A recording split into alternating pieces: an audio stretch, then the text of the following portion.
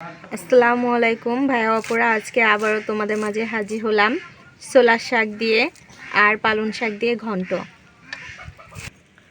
তো এখানে আমি ছোলার শাক আর পালং শাকটা কুচি করে কেটে নিচ্ছি।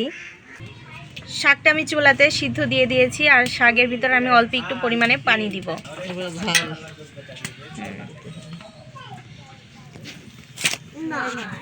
দিয়ে দিচ্ছি মরিচ চেরা,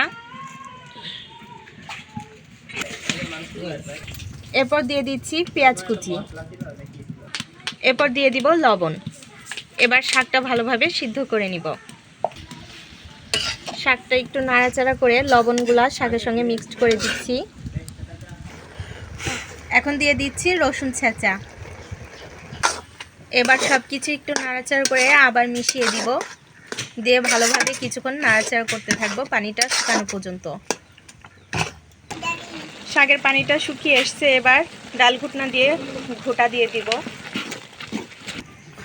এবার একটু চাউলের আটা দিয়ে দিব, দিয়ে আবার ঘুটা দিব।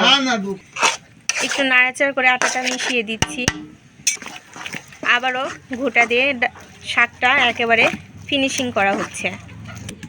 এখানে শাক ঘন্টটা হয়ে গেছে, আমি একটা বাটিতে নামিয়ে নিয়েছি, মানে একটা গামলাতে নামিয়ে নিয়েছি। এবার বাগার দিয়ে নিব।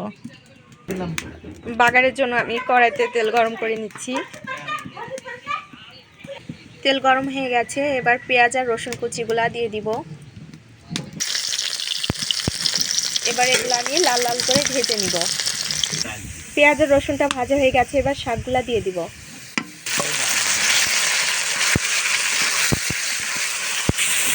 এবার নাড়াচাড়া করে আমি সবগুলা মিশিয়ে নিচ্ছি। শাকটা হয়ে গেছে, এবার নামিয়ে নিব। এটাই হচ্ছে আজকের পালং শাক দিয়ে ছোলার শাক ঘন্টের ফাইনাল লুক। সবাই ভালো থাকবে, সুস্থ থাকবে। আল্লাহ হাফেজ।